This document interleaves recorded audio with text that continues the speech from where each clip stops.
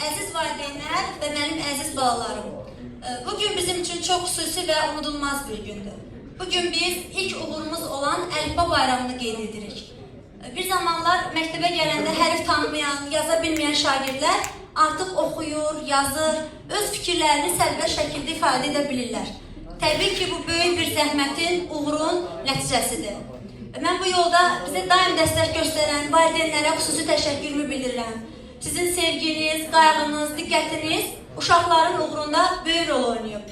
Uşaqlar, siz ilk dəfə məktəbə gələndə qorxaq idiniz, həyəcanlıydınız.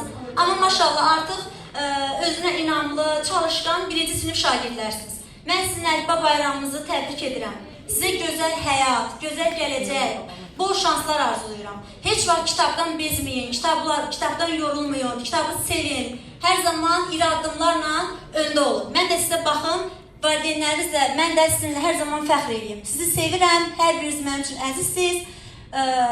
Bir daha bayramımız mübarəkdir. Bundan da daha gözəl uğurlar əldə edin inşallah. İnşallah.